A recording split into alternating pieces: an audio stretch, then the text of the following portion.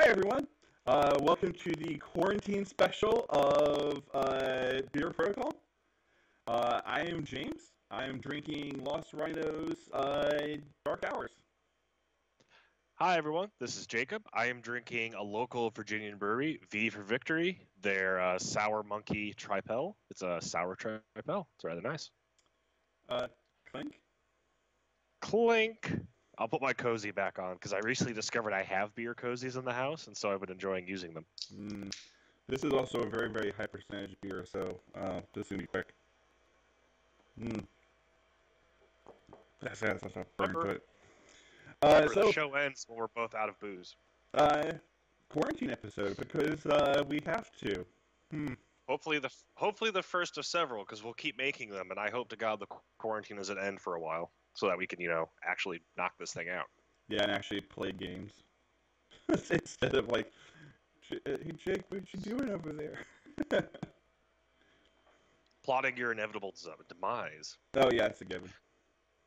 So for today's episode, we just want to kind of touch base with you guys. Now we've figured out a new recording setup that doesn't require us to all be in the same place, and just trying to talk about how are we still participating in our hobbies and connecting with friends and loved ones during the sort of, I don't know, quarantine's not accurate because a quarantine would be a step beyond this. Yeah, we're making sure that we are 100% distant because both of our jobs are technically essential. So also, we are around quick people. note, from what I've heard, YouTube does not like using the terminology of what the current event actually is. Really? Well, I heard. Yep. People are getting demonetized for it. Not that Well, that's we don't us, monetize, so. But I do want to steal my favorite euphemism I've heard from Game Grumps, which is this is the Backstreet Boys reunion tour, and hope to God you don't have tickets. I don't want to use that. Just entirely avoid the ticket counter. I mean, don't get excited for it. Hopefully it'll pass, like all Backstreet Boys related things. Yes, you can use that if you wish. Why do they demonetize? Okay, I'm not even going to ask because they demonetize the weirdest things. I don't know. So, what are you doing to game during our wonderful isolation? So, currently right now, I'm doing a lot more remote items. I've been kind of actually reconnecting with some people from Ohio who I used to know. Turns out when we're all stuck in our homes, we're all more or less equidistant. So it's a little bit easier to reconnect. Steam has been particularly helpful. I've done a little bit of experimenting with Tabletop Simulator. Mostly just playing a lot of not traditionally tabletop games, but board games. So we've done, or not even board games, just traditional multiplayer games like our Divinity Original Sin 2 streams we've been doing. Yep. Been catching up on new Borderlands DLC. And in general, just trying to reach out and chat with people at least, once a day for a few hours. And one thing that we've also done isn't necessarily gaming related, but having video conferences with friends and loved ones to sort of catch up and see how everyone's been doing. Give everyone a chance to just kind of chat and see how we are, just kind of be in the same space with each other for a bit. It really helps. Yeah, we've been we're doing online D&D. We have Also that. currently the wife is actually downstairs talking to her friend about plotting a new campaign that she wants to run, and looking at a bunch of different the system you use, the Take 20, Roll 20. Roll20, the website.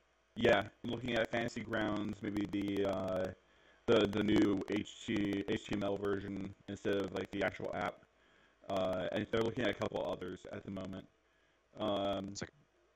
And now that you have left us, hi. Hi, I'm back. It's so weird, like you just disappear from the world. We are also looking to try to do, like, either next Saturday or Sunday, we're going to try to do Mansions of Madness, where kind of like how we did it for our 24-hour stream, and just invite people and say, hey, do you want to play? jump in Skype. So yeah, that's gonna be interesting. You'll probably be invited. I'm probably. I'm not. I'm controlling my emote on that. uh, but one of the things that we've just been basically theory crafting, assembling models. I've got Groot painted. I've got StarLord assembled. Please, if you have not assembled StarLord yet, find some videos. Yeah, I may have my boy. Yeah, he's over here. So here's my boy StarLord, and I gave up on trying to join his cape in the back. See, I finally got his coat That's so blurred. Kind of connected. Where I'm gonna play it off and just admit that I don't want to green stuff that joined together is I've seen dusters that have the split coat. Yes. So it's absolutely still in style. So I've decided just to not worry about it and just paint it and have fun. I fiddled with it for a very long while, and he doesn't quite meet like over here. You can't see it. It's all... I know, but it's like the coat kind of just kicks in just a little bit, and then it didn't quite meet in the back all the way, so I just put enough glue on there to kind of hide it. Yeah. It worked. And then I painted Groot, and I'll be painting Rocket this week. Say, I've spent probably too much time at the computer desk. The most I've used my hobby glue in the last few weeks is to put my finger back together after I cut it open.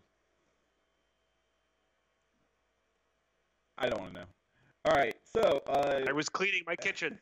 James, did you know knife blocks sometimes have openings in the bottom, and if a knife is extra long, the tip might poke out the bottom when you lift it? Yes. Learned. I bet you now know too. I sure did ram my finger good and hard directly into the blade. Good to know. Good to know.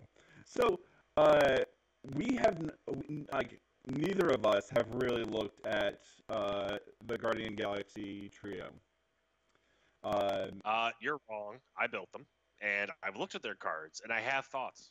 Oh, I have not even looked at the cards yet. I literally have just looked at it in the 30 seconds that we were setting up this, and we're going to basically theory craft and do what we would do around a table with food and beer, and you get to watch us.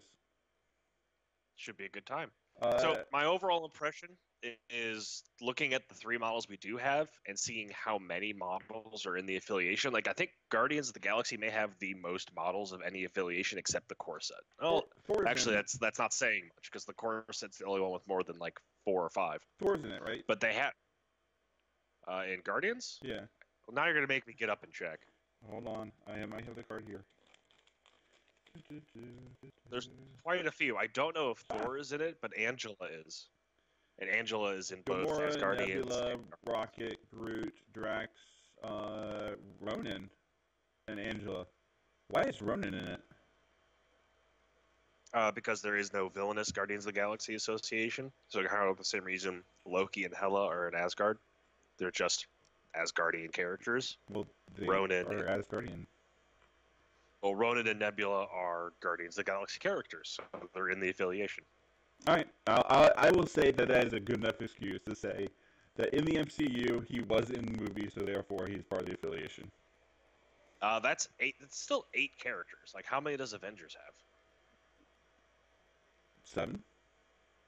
I think so. Yeah, I think Guardians is the biggest right now, which surprises me a lot since they only review. Well, look at their points. Their points are like ungodly small. That brings me to my next point. I think that's actually really indicative is sort of the designer's intent for Guardians of the Galaxy seems to be, based on the list, the size of the affiliation, and the current point values we have, it seems to be focusing on 4 and under, which would mean that if you play Guardians, you're likely going to have several weaker models as opposed to a concentration of high-power models. Is that good, though? Which I mean, that's kind of how I've played my Asgardians. No. They're not my Asgardians, my Wakandans. I'm saying, so it takes. is that good? Because if you're looking at 10 characters to bring, where you can have multiple overlap, you're basically just bringing Guardians and then a few other things. True, but there is some overlap. For example, with Angela being on the Asgardians team.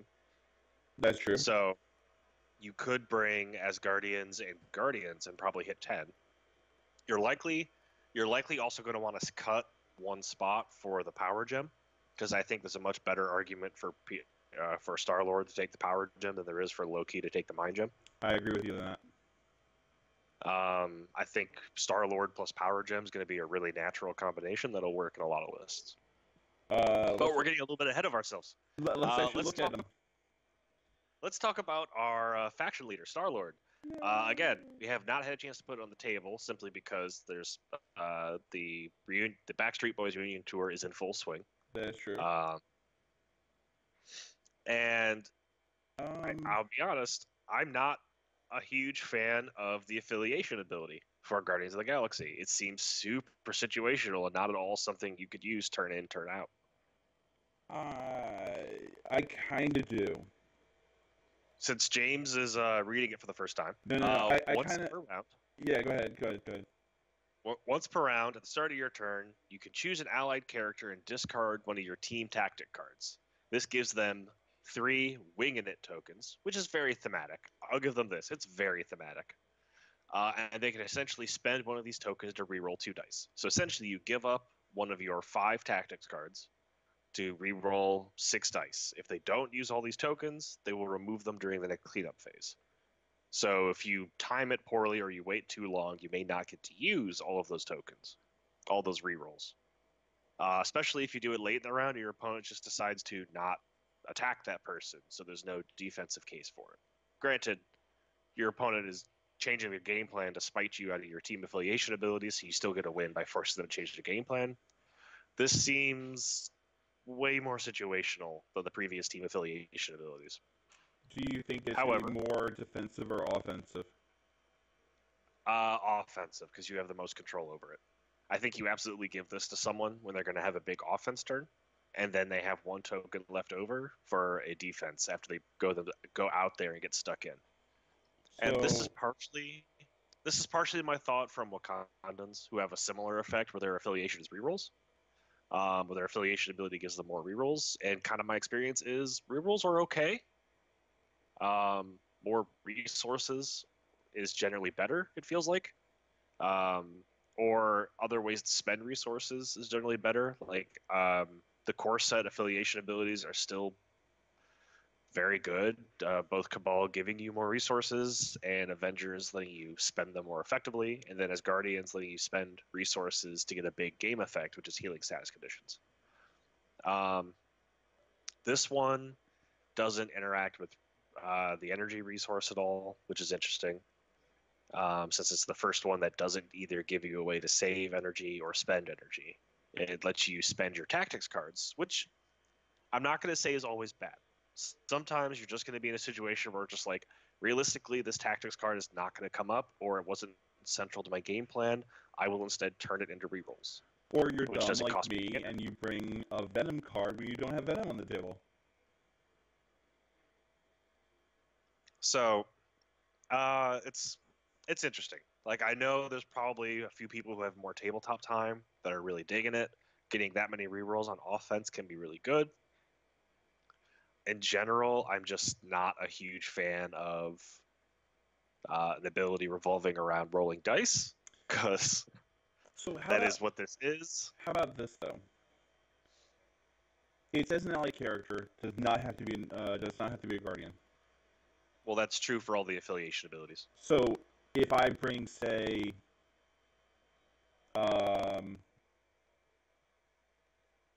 Venom. I could be like at the beginning of the turn, cool. I know Venom's going to be out there. He's going to do a defensive. He's going to counterattack somebody. Do his, not counterattack, his. I do an attack after your attack. Go ahead and give him 3 Winging It tokens. And then spending his card to basically transfer an attack to him now he can do like snacking or something like that and get 3 extra rerolls.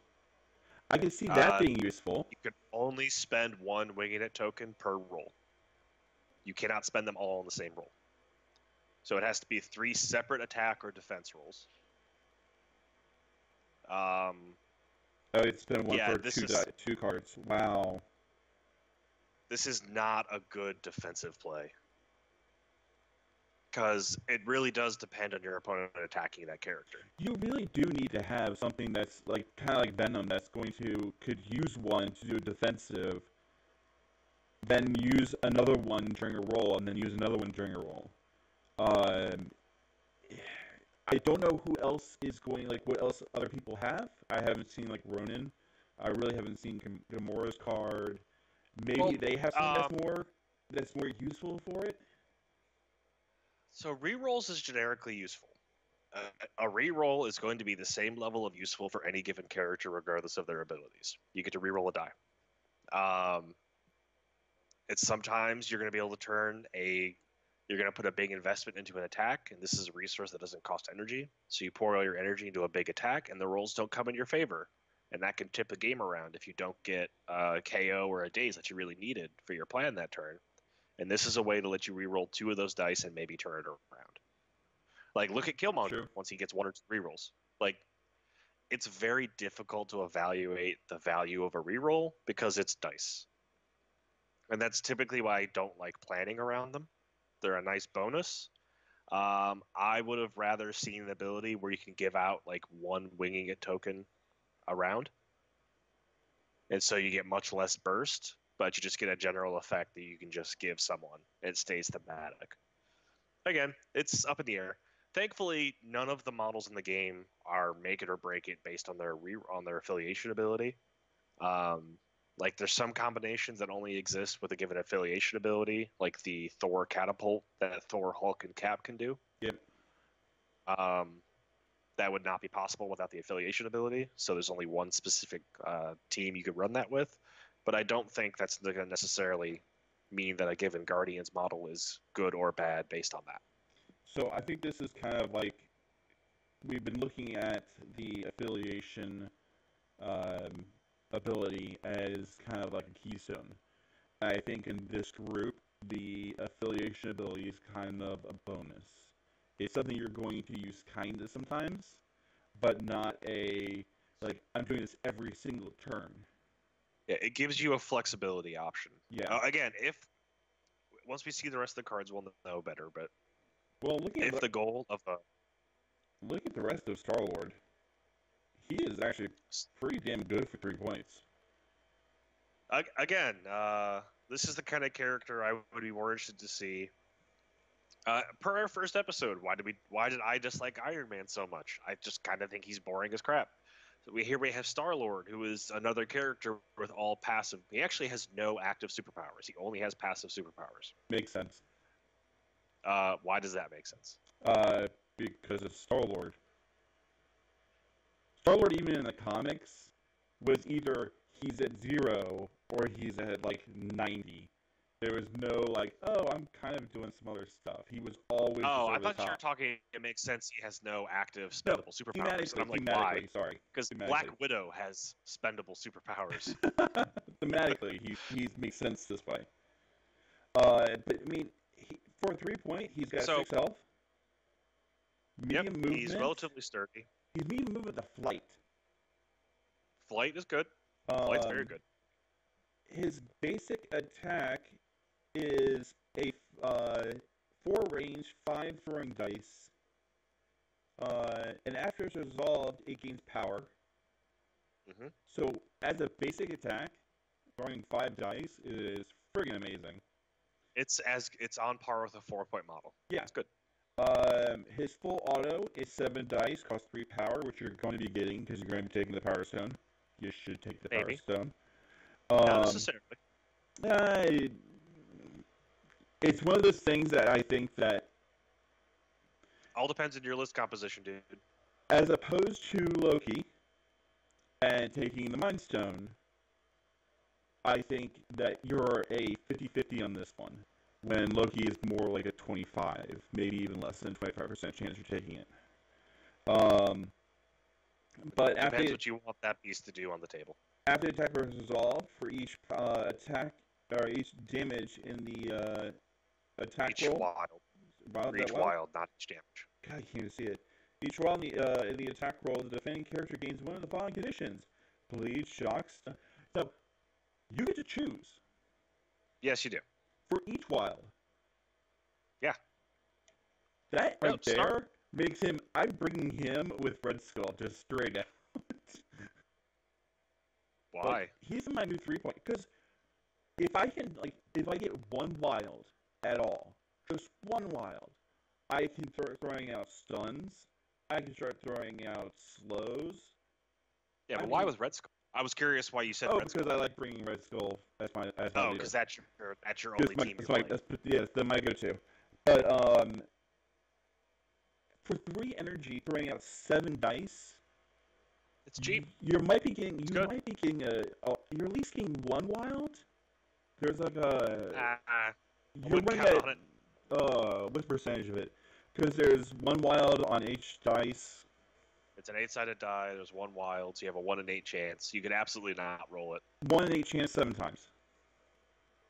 Yeah. So 7/8 chance you roll at least 1. Yeah. Roughly math.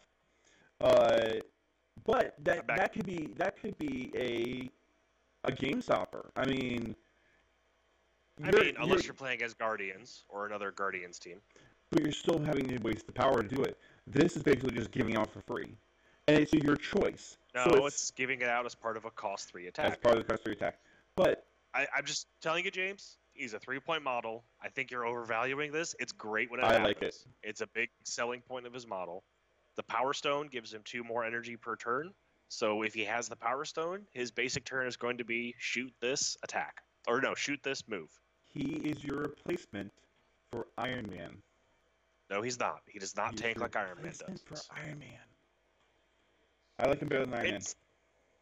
That's very fair. I'm just pointing out, I think he's a great 3-piece model. He has not a lot he can do, but he has one thing he can do pretty well, especially with his Plucky Attitude passive, where if he just whiffs on attack or defense, he can re-roll the entire roll, which is strong. Because we've seen plenty of times where you just don't get the results you want. And it's slightly more nude side. He's only 5 damage. Yeah. He got shot. It hurt. So, yeah, that's what happens when you lose armor. But yeah, with his plucky ability, I think he's definitely the go-to. Which is handy, because if you want to play a Guardians team, I think you need to bring him. Oh, no. If you're going to play a Guardians team, you're going to bring him. Let's look at Rocket because he has. Well, I would say look at them together, because if you're taking Rocket, it's very rare you'll take Rocket and you won't take Groot. I don't know. I would think. I still look at Akoya as a 2-point model. Rocket as a 2-point model is good in a different way. I mean, sure, if you enjoy losing your model to the first attack. I mean, he is only 3 Because isn't that why you hated Black Widow?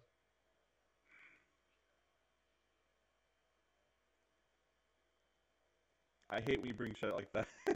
Yes. It's exactly why I hated Black Widow. He has less health and less defense. I know. Without Groot, he's always got cover.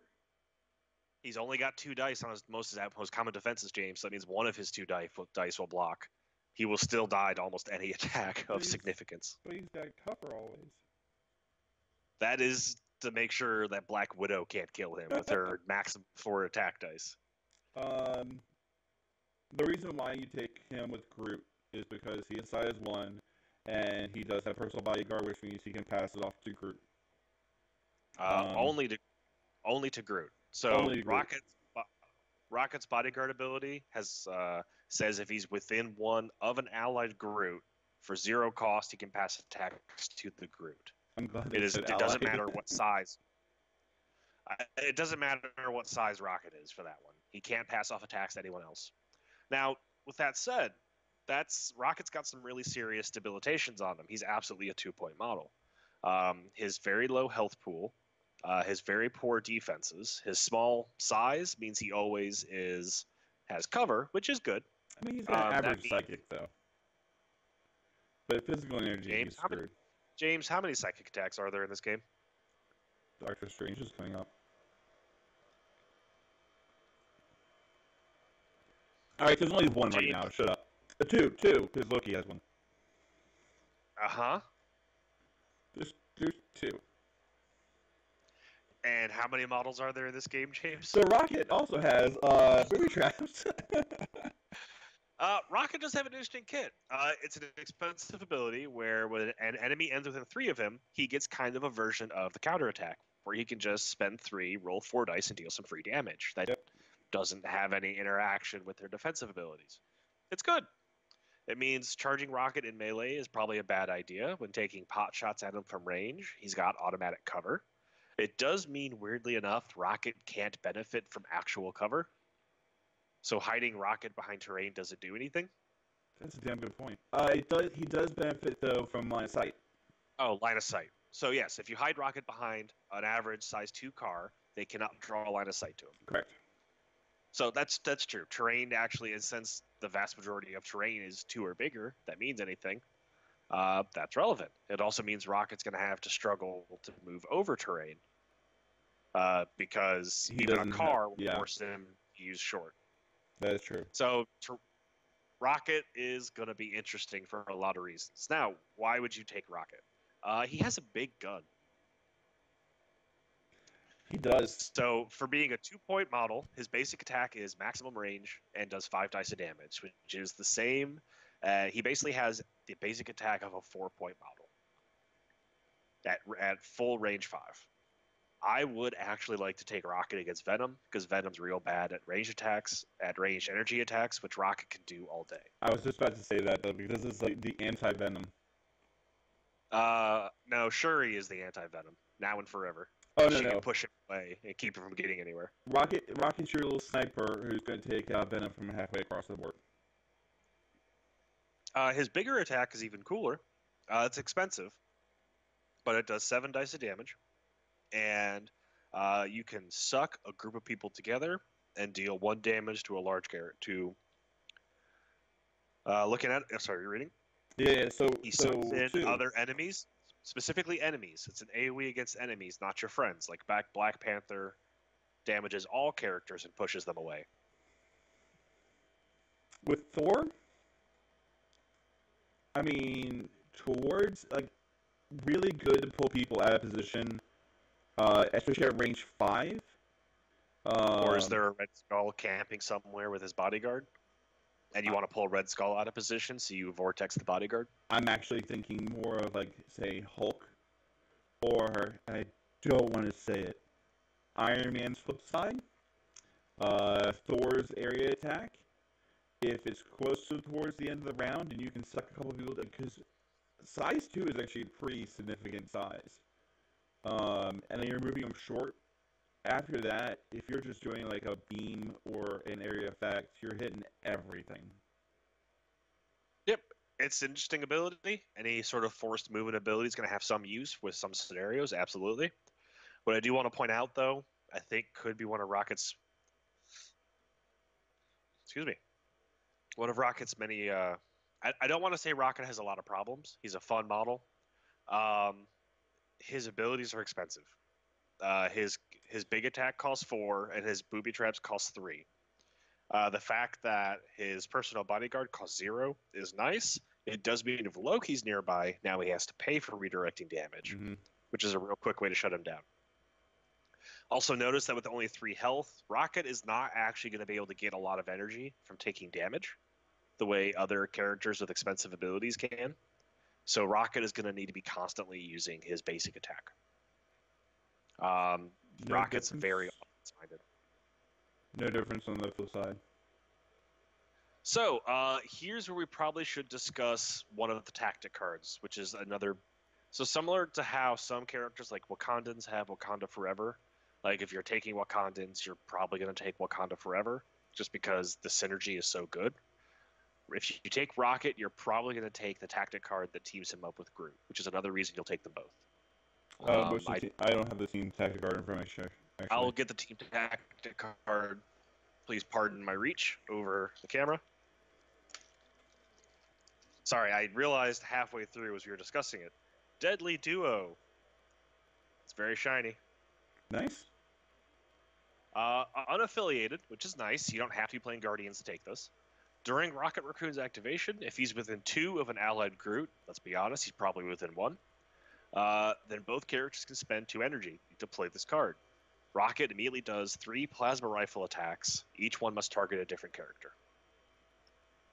Wow, that's really damn good. It's very good. It's a lot of attacks out of nowhere. Rocket has a very long range. He has a good damage pool, and he gets energy for it, which means he would get to bank all of the energy he just made with that card, and then immediately do a Vortex Cannon. On activation? During Rocket's activation. During Rocket's activation, he can spend that card. Okay. But Groot has to be within 2 of him, and Groot has to have, they both have to have 2 energy. Is that outside of the round? So if I spend that card, do I get 3 attacks, and then I get to be able to do my 2 actions? Yes. So I can do 5 attacks in a round. 3 of which have to be against, you can't do 5 at the same target. You could do at most 3 at the same target. 3 and then 2 others.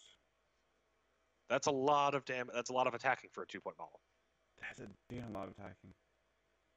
So that card is primarily why you would almost definitely bring it with Rocket.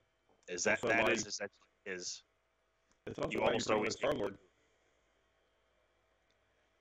I mean, yeah, no. I think once there's more Guardians out, there'll probably be a better argument. Do you take the Groot Rocket package, or do you take StarLord with other Guardians? I mean, well, StarLord with his affiliation is perfect for this. Yeah, because it would give Rocket the 3 tokens. He could then get rerolls on those energy attacks that he's making. He's going to make enough attacks to spend them all. Yeah. So that is definitely a good case for team affiliation. All right, let's go to Groot. Groot has kind of a similar problem that I have with Iron Man, is that he has so much blank space on his card. I just think he's using that blank space a lot better than Iron Man was. I mean, he's 7 health, and he has a heal. 7 health, good physical defense, bad energy defense. So energy-focused teams will cut through him pretty quickly, I think. But he does have a very good heal, which removes 3 damage from him by spending 2 energy, which, if you're doing the math, means he comes out ahead. Yep.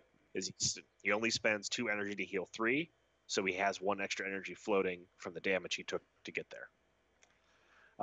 He is all melee, though, is another issue. And I think this is going to make part of why I'm interested in playing the Rocket and Groot duo is if you've played a lot of war games before, or like tabletop miniature games, unpacking your first turn is a really common thing you need to do with most of these games. Is set up your information. Describe what unpacking the first turn is. I was on my way there. Very good. So you start your setup, and you put all your pieces where you want them to go, and you have a plan. Your first and second turn are notable for a lot of these games, not necessarily Crisis Protocol. The first turn maybe, but a lot of these games, your opponent is too far away to actively interfere with your game plan. So unpacking refers to that first turn where you pack all your stuff in a line at your deployment zone, and then you put them where you want them to be for the first turn of actual engagement. Which is, okay, so looking at what my opponent brought, he's going to bring his heavy hitter here, which means I need to unpack in a way that plans for that. So unpacking is generally your practice. This is my turn 1. I put out the right buffs. I get all the pieces in place. I unpack my army, and now I'm ready to go. Mm-hmm. So Rocket and Groot, I think, are the first couple of models that really, Shuri, to an extent, wants her friends to be within 4 of her. So you got to pay attention to that positioning. Rocket and Groot are the first really big unpacking problem I could think of the top of my head, because Rocket can only redirect if he's within 1 of Groot. Groot is all melee damage. Groot does not have a ranged attack.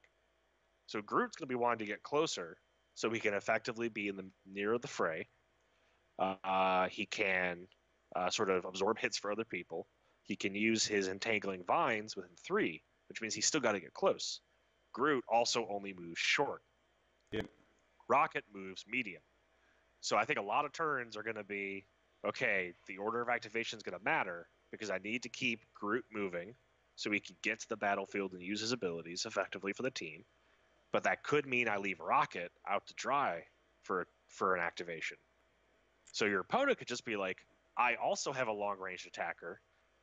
I see that Rocket is outside of the 1 inch, the number 1 measuring stick he needs to be for redirect. I'm gonna just pop the raccoon in the face and daze or KO him, hopefully before he gets a chance to play his action card. I can see it. I can see the moving as actually. Hold on. Personal bodyguard. So it can happen every single time. Yeah, no, there's no limit to how many times you can do it. So that's good. I can see it having doing it 2 different ways. The first one is you're kind of doing a staggered move where you have Groot moving up short, and you're having Rocket move up ahead of him with his medium to do some firing, and then having Groot kind of move up short again, and having this weird stagger where he's always in one. You can't activate them both at the same time, so Right, there's going to always get gaps. You're always going to try to stay within one, which is going to be really weird. Or you're going to do, this is where choosing the side of the table is going to be very important, because if Rocket can run up and hide behind like a car, he can't be targeted. He's too small. Unless you have Cap Shield or any number of attacks that ignore cover and LOS. Too far away in the first turn. But it does give you... Also, really... It does give you a move on Groot to have him up in position where Rocket can step out, take a shot, and then Groot can move up past him to give him a little more positioning. And at that point, you're on turn 2 and you've got stuff in close range anyway. Yeah, maybe. I'm not saying it makes either of these models worse. I think it's actually a really important part is that to play the duo effectively, you do have to play them as a duo. They should probably... situation's always going to depend on the game. I would see in a lot of games that you activate Rocket and Groot right next to each other. Like you don't activate Rocket, activate 3 other models, and then activate Groot. That's too long. So you're probably going to be working... I'm moving the cards back and forth on the table. Like I'm a DJ doing a mixtape because that's how I'm playing with it. That's exactly what's going to happen, though. You're absolutely right. It's going to be, crap, okay, do I activate Rocket now and then Groot next? Or do I activate Groot and then Rocket?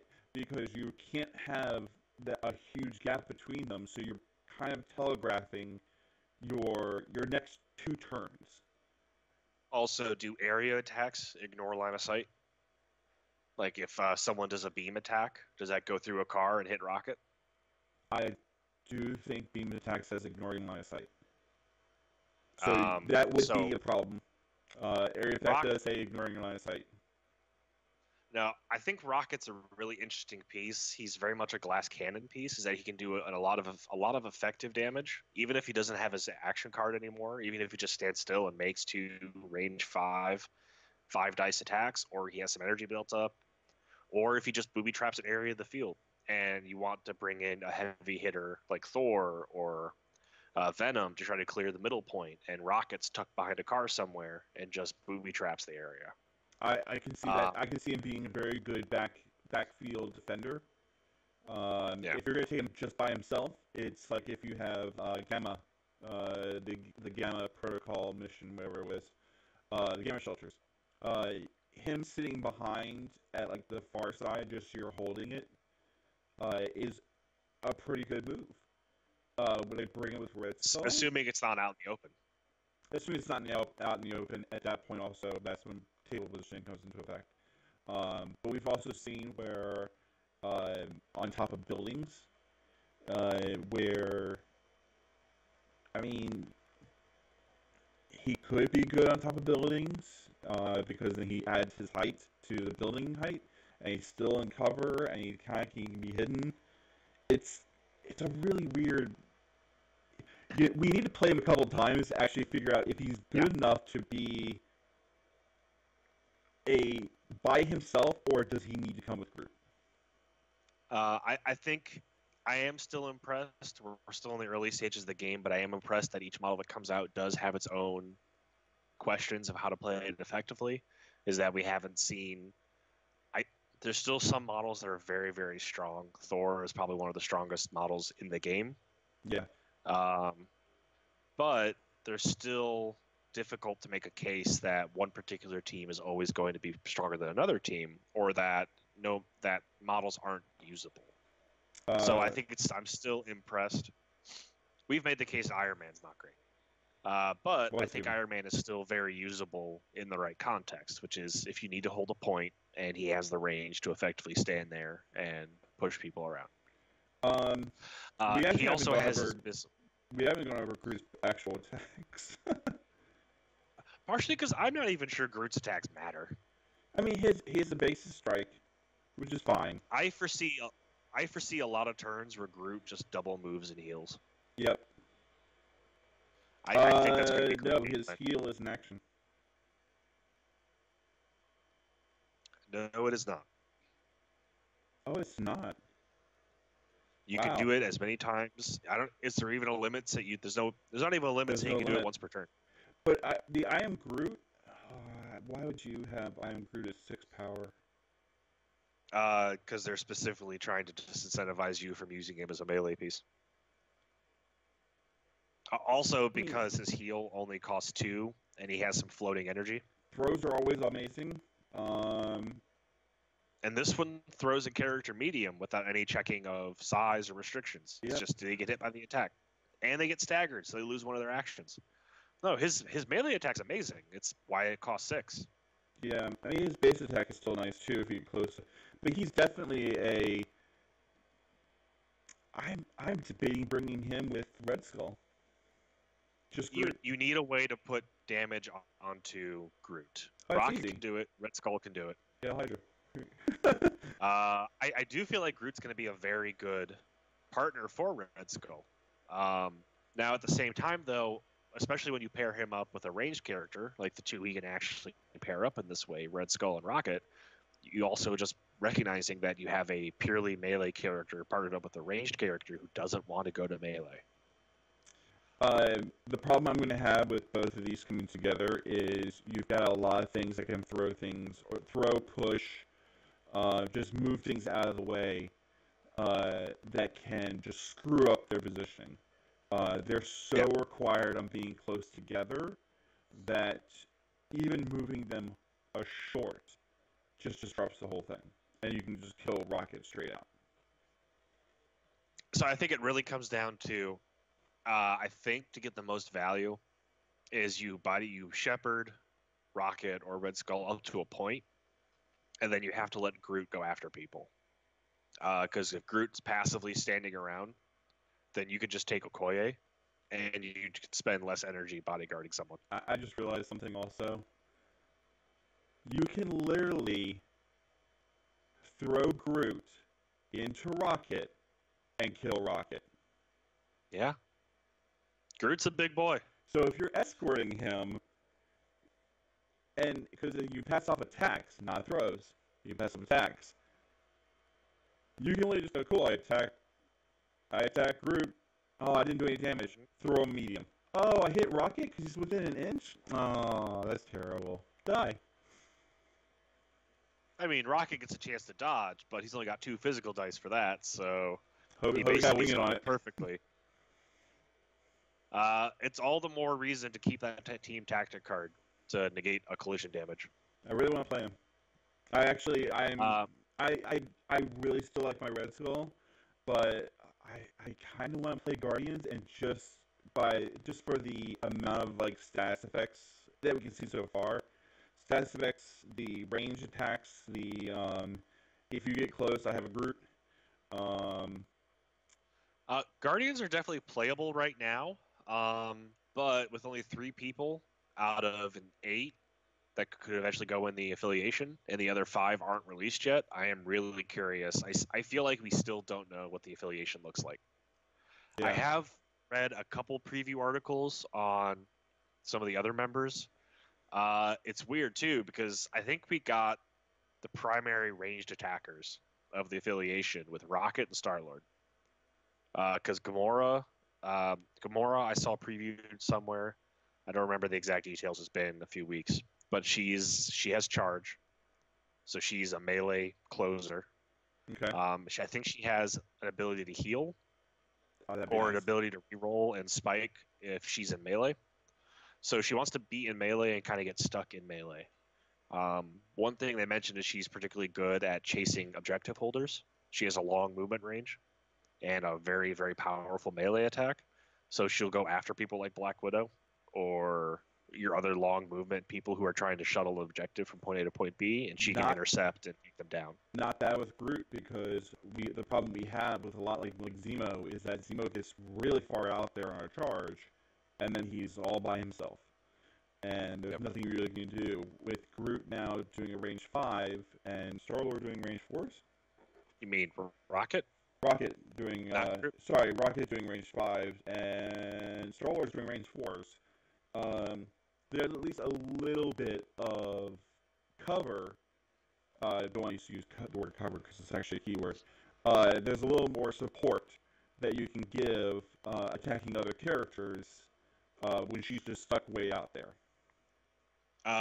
If Drax has a ranged attack, I doubt it. something's gone wrong. Yeah, I doubt Drax. Unless Drax. So I see Drax having lots of throws. Drax will probably throw people.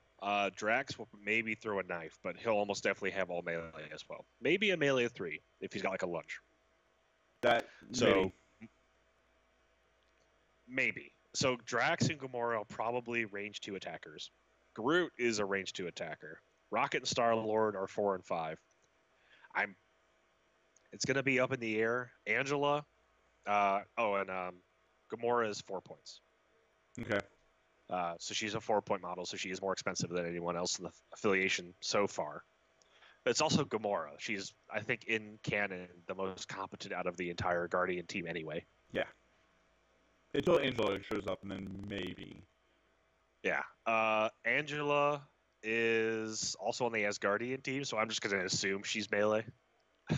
I mean, the crossover there. Now, she's also from Spawn originally, so who knows what she does.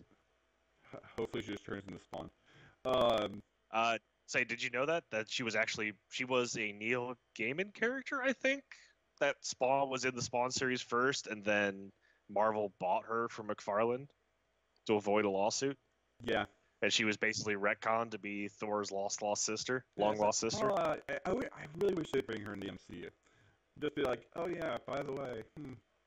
I think Valkyrie kind of serves that role. Would be really similar to what that character would be. Ooh, I don't know how they're going to make her different from Valkyrie. That's probably why she's not in the MCU. Ghost Rider. Calm down. But there's also Nebula. Nebula will probably have ranged attacks. Nebula will probably be a mixed range combatant. Ronan, I could see having some kind of energy blast. So I'm just kind of thinking right energy now. Blast and his hammer. So he's probably going to be a mix. So he'll probably be mixed range. He might even be the team heavy at 5 points. Possibly, yeah. So with the rest of just what we know from like the movies and the way the characters are portrayed, I could kind of see Star-Lord and Rocket being the range support for the team. So it's kind of interesting. Like there's plenty of melee heavies, so you could probably get Venom. You could go get Valkyrie or Killmonger or even Thor and put them in a Guardians affiliation team right now, and you probably get a sense for how the team might play. Yeah. Once those other models are out, I'm just really curious to see what other abilities and flavor they bring to the table. I have a feeling that this is, if you're going to play Guardians, that you're going to play Guardians as your primary, and then you're going to take other things to fill out your list. I don't see it being a lot of crossover between other affiliations. Perhaps. I think Groot might be, of all the models we've seen so far, Groot might be the one that transplants to other affiliations. Maybe. So if I'm taking Cabal and I'm taking Guardians, there's not a lot of crossover. I'm going to have to I don't know what you just did, but you just screwed up your size of your camera. Well, it's funny because you also just distorted and broke up there. It was so The weird. internet. Because my wife's downstairs talking to her friend. Um, Because Backstreet's back, baby. all right. Um, God dang it! Now you made me like I'm done. I'm done. I'm done. It is time to play some Divinity. So yeah. Is your drink done? Mm. It's close, very, very close. I'm actually liking them. So I think they're kind of cool looking. Um, I'm excited to see the rest. I'll play these guys for sure. I really don't want to take. I really want to just play Cabal and I play the villains, but until like Green Goblin and other spider villains come out, I have a feeling I'm probably going to switch to Guardians. I mean, Thanos' model has also been spoiled. I really don't want to play Thanos. Look, Thanos is just we are a big dude experiencing right now Thanos' Thanos' snap, okay? I'm very curious what Thanos is gonna be. Like, I would say I wouldn't even be surprised if Thanos is like an 8-point modeler or just some point value that makes it very clear you're playing Thanos and a little bit of backup. I mean, like Thanos is like a super heavy super villain. What is his group called? The Black somethings. The Black Order, I believe. Yeah, the Black Order. I mean, you have them, and that's probably going to be your full-on like group. Yeah. Now, I really want to see that because that might be an overlap between Guardians and like some of the Guardians going into that group also. So, as of right now, probably not, but maybe they could. As of right now, I'm kind of liking the group. I really want to get them on the table, but that probably won't be until after April. Yeah. I say I'm kind of curious what base size Thanos is going to be on. He'll probably be on the Hulk MODOK base size. I would laugh if he was bigger. He comes with a throne, so I mean, he's got to detach from that throne. So I'm really curious: is the throne just because it's Thanos? We gave him a throne, or is that like an actual gameplay element? Thanos like he sits on his throne for the first 3 rounds. Thanos comes with his own terrain piece. Actually, yes, that's probably exactly what it is. I would be okay with this. Thanos steps down from his throne and just says, "Yo," throws his throne at somebody. All right, I'm good with this. I'm good with this. All right. If Thanos can't use all 5 Infinity Gems, something's gone wrong. Like, I fully expect a list to be Thanos plus 5 Infinity Gems. I don't see it being useful, but joke's on you. Thanos has 3 activations per turn, or 3 actions per turn. I could see, like kind of the Ultimate Hulk right now. I could see Thanos with the Infinity Gems being a kind of like a little mission that they have. Yeah, almost definitely. What if Thanos had a rule saying he got more actions for a threshold of how many Infinity Gems he has?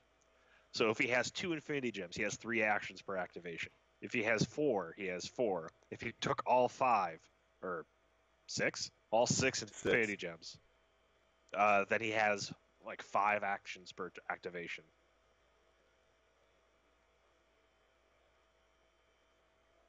I want to say that's horrible, but at the same time, I really want to play that.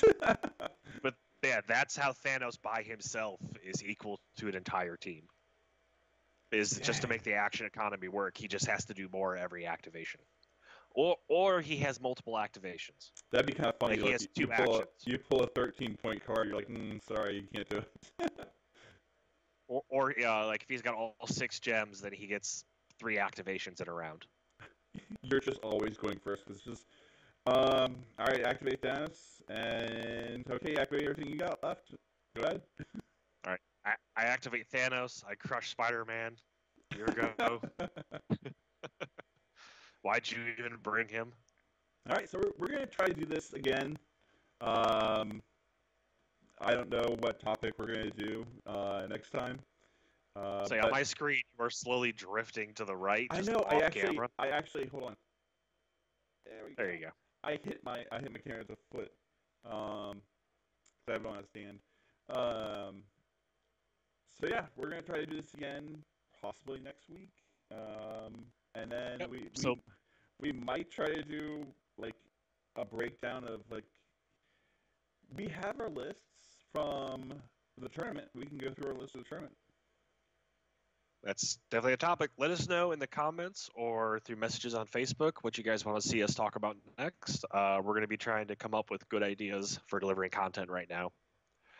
Before we sign off, again, we hope everyone who is watching or has listened to this, we hope you guys are safe, we hope you're healthy, and we hope you guys continue to be safe and healthy. Yep. Just keep safe and don't do anything stupid. All right, game off.